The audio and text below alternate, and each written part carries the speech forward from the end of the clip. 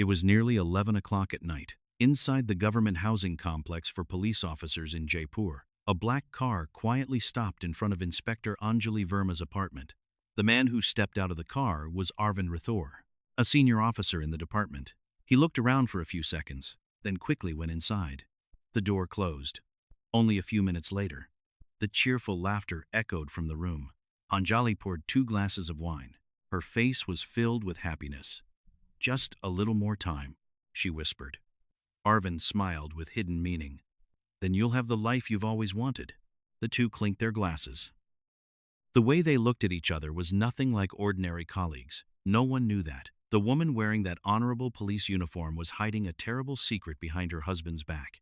At the same time, in another corner of Jaipur city, Rakesh Sharma was still hunching over, pedaling his old rickshaw along the crowded road. Sweat streamed down his sun-darkened face. His faded shirt had long been soaked through. His old rubber sandals were so worn that the straps were nearly broken. And yet, he still did not dare to rest, because every turn of the wheels was his wife's tuition money. It was the future of the woman he loved. For many years, Rakesh had almost never bought anything for himself. He ate simple, modest meals. He lived in a cramped rented room. He worked from early morning until late at night, all for one dream. The dream of seeing his wife succeed. The dream of seeing Anjali wear the police uniform she had always longed for. Whenever he mentioned his wife, a proud smile would appear on his exhausted face. He often told his fellow rickshaw pullers, "My wife is the greatest pride of my life." No matter how difficult or exhausting life became, as long as he thought of his wife, he felt warmth and happiness. In the days that followed, Rakesh's life continued to repeat itself as usual. Every morning, before the city had even awakened, he had already begun pedaling his old rickshaw through the streets. Summer in Jaipur was suffocatingly hot. There were days when the temperature rose above 40 degrees. The cloth wrapped around his head was soon soaked with sweat. And yet, Rakesh never stopped trying, because in his mind, Anjali was becoming more and more successful, and he wanted to become the strongest support she had. One evening, after finishing work, Rakesh stopped by a small roadside shop. He bought a box of sweets. They were the sweets Anjali had loved back when she was still a student. The shopkeeper smiled and asked, "Is there something happy today?" Rakesh smiled gently. "My wife was just praised at work." Pride was written clearly on his face. But when he called Anjali, only her hurried voice came from the other end. "I'm in a meeting. Don't wait for me for dinner." Then the call ended. Rakesh looked at the phone for a few seconds. Then he smiled again. He told himself that police work was always very busy. A few days later, Anjali continued to stay away from home. Sometimes, in an entire week, they only spoke for a few minutes over the phone. The meals on the small table in their rented room slowly went cold. The boxes of sweets Rakesh brought home many times remained unopened, but he never blamed her, nor did he ever suspect anything, because, in his heart, Anjali was still the girl from years ago who had sat under the oil lamp, studying until late at night. The girl he had promised to walk through life with, until one afternoon, while carrying a passenger near the city administrative district, Rakesh accidentally saw Anjali walking out of a luxurious restaurant. Beside her was Arvind Rathore, the senior officer he had briefly met a few times before. The two walked together, talking. Rakesh did not know what they were saying, but Anjali laughed for a long time. Rakesh watched from afar. A strange feeling briefly appeared in his heart, but then he quickly turned away and continued working. That afternoon, Rakesh was carrying an elderly passenger back toward central Jaipur. The heat was scorching. Sweat soaked through his faded shirt. Just as he had finished dropping off the passenger, a whistle sounded behind him. 2 traffic policemen ordered him to stop. Rakesh immediately obeyed. He was a gentle man by nature. He had never wanted to cause trouble with anyone. After a few minutes of checking, one of the policemen announced that there was an issue with the rickshaw's permit and it needed to be verified. Rakesh was stunned. He had been using this vehicle for many years. Nothing like this had ever happened before. "Sir, could there be some mistake?" he asked politely. But the policeman only shook his head. "The vehicle will be taken to the station." Hearing that, Rakesh immediately panicked. "Please don't do this. This is my only source of livelihood. If I lose this rickshaw, I don't know how I'll earn a living." He was almost begging, but the rickshaw was still loaded onto the tow vehicle. Rakesh could only stand there and watch. His heart tightened with pain. It was not just a vehicle, it was his sweat, his youth, the years of hardship he had endured. And it was also the very thing that had helped him nurture Anjali's dream. After standing silently in the middle of the road for a few minutes, Rakesh suddenly thought of his wife. Anjali was working at the nearby police station. Perhaps she could help him understand what was happening. Perhaps everything was just a misunderstanding. Thinking this, Rakesh hurriedly took a bus to the station. On the way, he even stopped by a small bakery. Using the little money he had left, he bought the sweets Anjali loved most, he thought. After the matter with the rickshaw was resolved, the two of them could have dinner together. About an hour later, Rakesh appeared in front of the police station. In his hand was a box of sweets, the sweets Anjali had once loved so much. Even though he was worried about the rickshaw, he still thought of his wife first. As he stepped into the police station, Rakesh saw Anjali standing and talking with Arvind Rathore and a few colleagues. Her police uniform made her stand out among the crowd.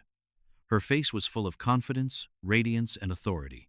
She looked completely different from the girl who had once sat behind him on his old rickshaw years ago. Rakesh smiled faintly. He walked toward her. But the moment Anjali saw him, the smile on her lips instantly disappeared, and her eyes turned cold. She quickly glanced at the people around her. "I wanted to ask about my vehicle," Rakesh spoke gently. But before he could finish his sentence, Anjali cut him off. "Who allowed you to come in here?" Her voice was loud enough for everyone around them to hear. Rakesh froze. He had never seen her speak to him like that before. "I only wanted to ask. That is none of your concern," Anjali replied coldly. Then she turned to a junior officer. "This man is the owner of the rickshaw that was just seized, isn't he?" "Yes, madam."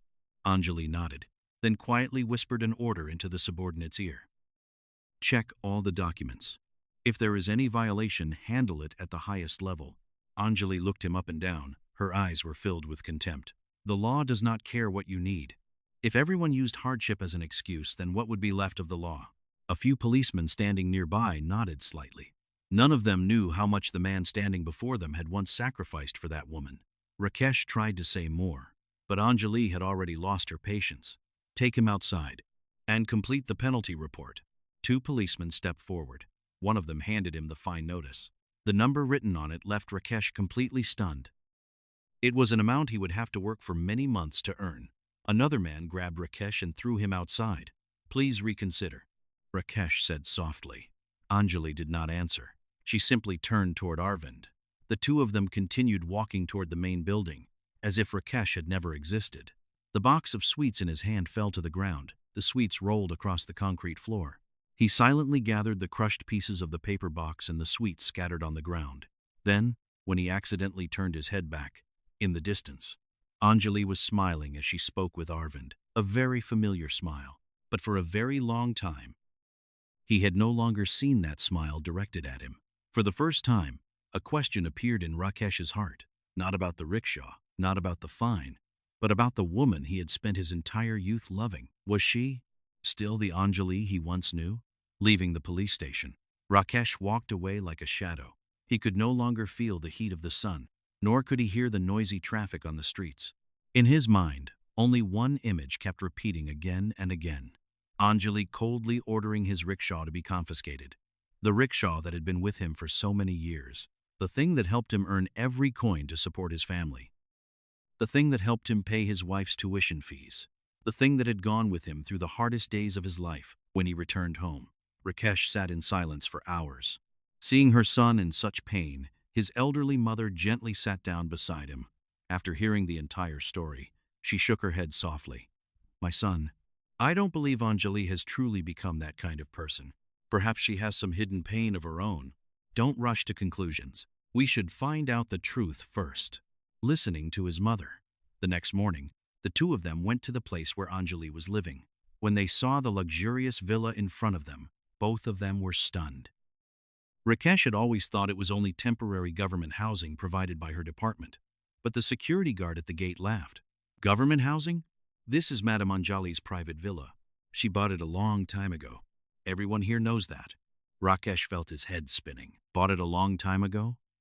While he was still pedaling his rickshaw every day under the burning sun to send money to his wife. The mother and son looked at each other. Neither of them could say a word. That night, they returned. The security guard had changed shifts. Taking advantage of the unlocked back gate, the mother and son quietly entered the villa grounds. The light upstairs was still on. As they approached the bedroom door, Rakesh suddenly stopped. From inside came the sound of intimate laughter and conversation, the sweet voices of two lovers. That man's voice. Rakesh recognized it immediately. It was Arvind Rathore. His entire body trembled. His elderly mother beside him was also frozen in shock. The two of them stood outside the door. Neither had the courage to step inside. Then a familiar voice rang out. It was Anjali. Luckily, you came up with the idea of keeping that rickshaw. Seeing his desperate face today was so funny. Arvind burst into loud laughter. That stupid rickshaw puller still trusts you completely. Truly pitiful. The laughter of the two echoed through the room, but Rakesh's heart had already turned ice cold. Anjali continued, I've been sick of that poor life for a long time. He is nothing but an uneducated rickshaw puller. If I hadn't needed someone to pay my tuition and take care of my expenses, I would have left him many years ago. The elderly mother broke down crying. She had to hold on to the wall just to stay standing. As for Rakesh, he remained motionless. Every memory, every sacrifice, every bit of love he had given all those years, all of it seemed to be crushed in that single moment. He finally understood. The rickshaw had not been seized by coincidence. It was a trap arranged by the very woman he loved most. All that night, the mother and son sat right outside the villa. Neither of them slept. Neither of them said a word.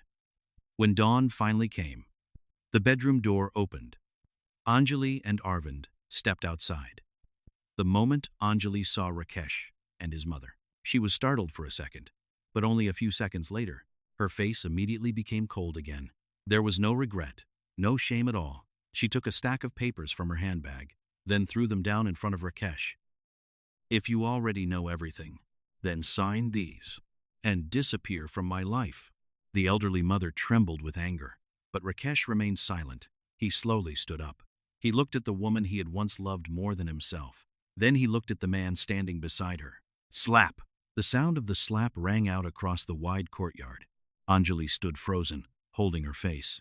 Even Arvind was stunned. It was the first time in his life Rakesh had ever raised his hand against her, and it would also be the last. He bent down, picked up the divorce papers, and signed his name decisively. Not a single tear, not a single word of pleading, because the woman before him was no longer the Anjali he had once loved.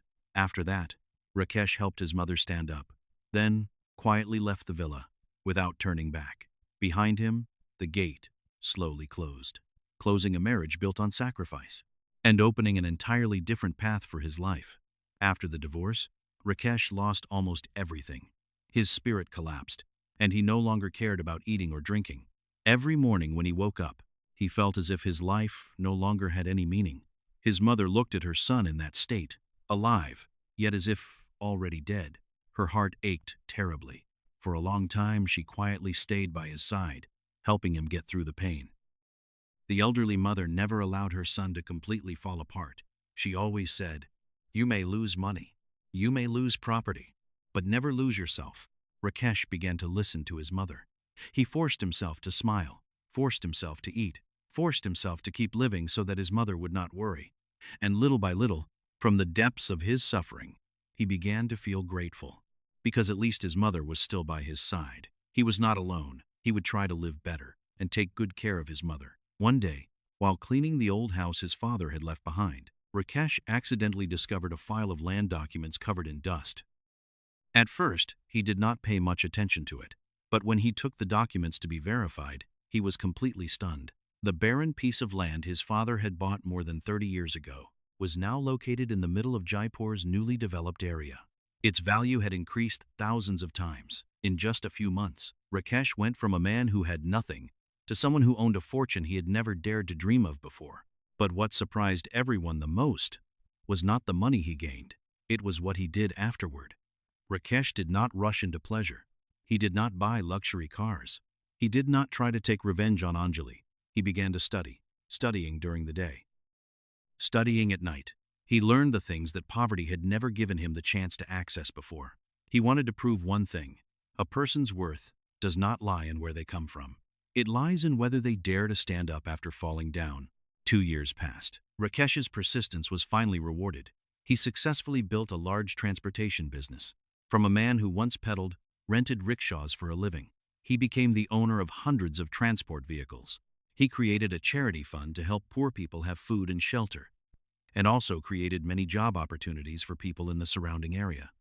He opened more schools and libraries so that the poor would have the chance to study, grow, and develop. He also sponsored tuition fees for many children from especially difficult circumstances. Rakesh's name became known by more and more people. After the divorce, Anjali believed she had finally won. She had gotten rid of the poor husband she had always felt ashamed of. By her side now was Arvind Rathore, a powerful officer, a luxurious villa, a life she had once dreamed of. At least, that was what Anjali thought. But only a few months later, everything began to change. One night, Arvind threw his phone onto the table. On the screen were private photos of the two of them. Anjali froze. She did not understand where those images had come from. Arvind only smiled, a smile that sent a chill down her spine. "Did you really think I loved you? I always prepare a way out for myself." From that day on, Anjali began living in hell. Arvind constantly threatened her and demanded money. Again and again, every time she refused, he would use the evidence he held against her as a threat. He said that with just one click, her entire career would be over. At first, Anjali used her savings. Then she gradually sold her jewelry. But Arvind was like a bottomless pit.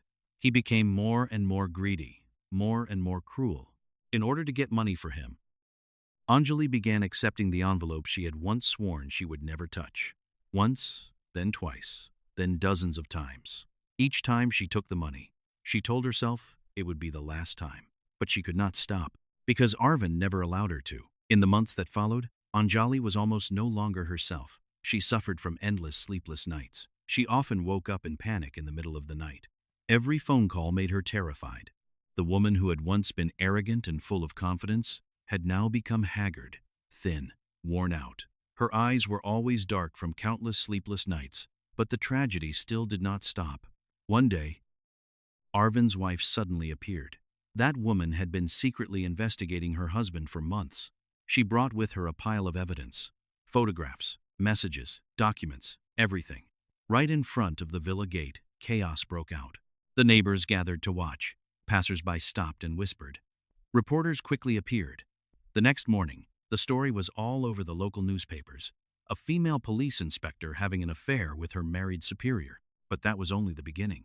During the investigation, the authorities discovered many more serious violations: unexplained money, abuses of power, decisions made against regulations, repeated acts of bribery. One secret after another was exposed.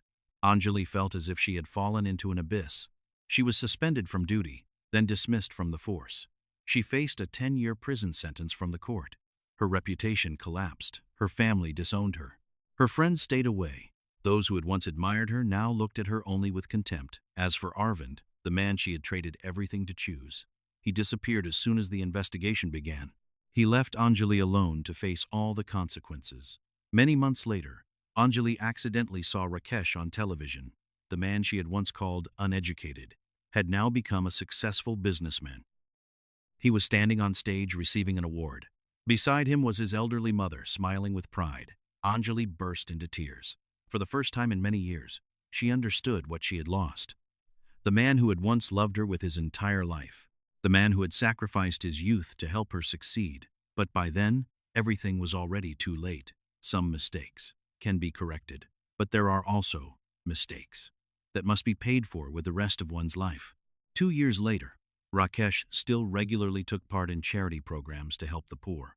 During one charity trip to the outskirts of the city, he met Priya, a young woman with a gentle smile. She wore simple clothes and personally handed out each gift package to the villagers. No one would have thought that. Priya was the only daughter of Raj Malhotra, one of the most famous millionaires in Rajasthan, born into wealth. Yet Priya had an unusually kind heart.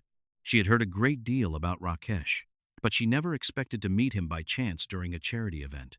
What moved her heart was the resilience, filial devotion, and kindness of that man. 1 year later, the two of them got married. The wedding was held with the blessings of both families. Not long after, Priya gave birth to a handsome baby boy for Rakesh.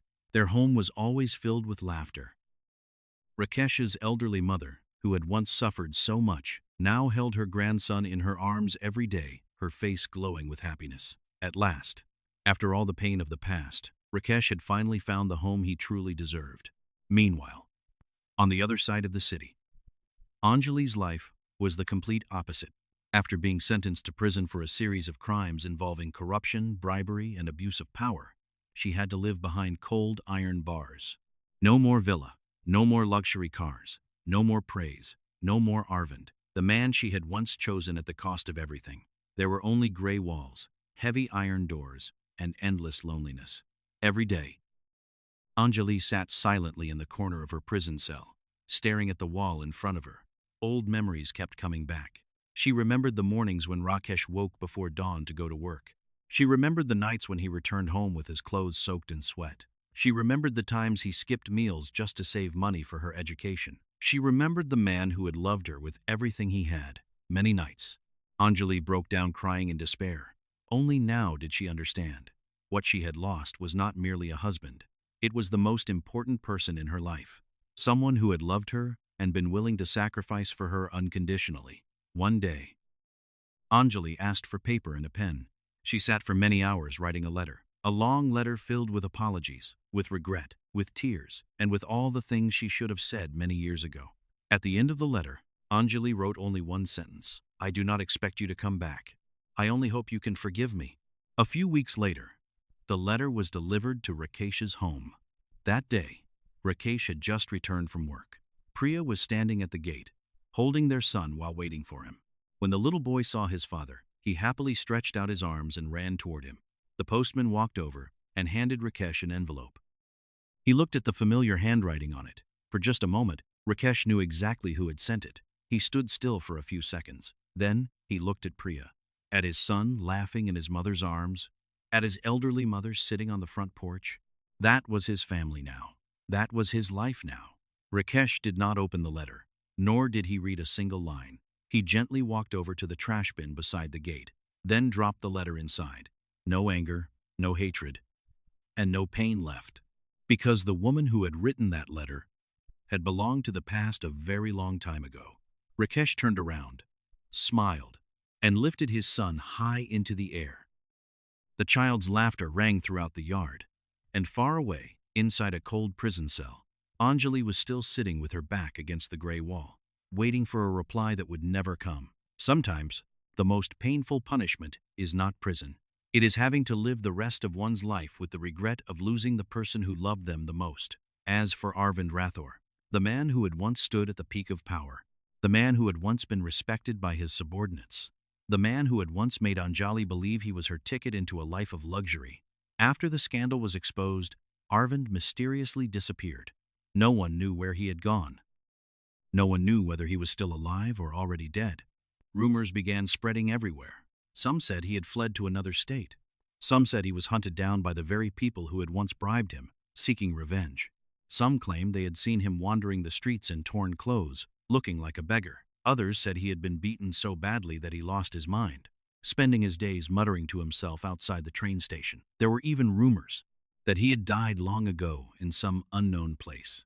No one could confirm what the truth was, but there was one thing everyone agreed on. Arvind once had everything: status, power, money, fame, but he lacked the most important thing: morality. A person may use power to climb very high, but once he loses his conscience, sooner or later, he will have to pay the price. Because life may forgive poverty. It may forgive failure, but it rarely forgives betrayal, greed, and ingratitude. And that was the bitter ending Arvind had chosen for himself.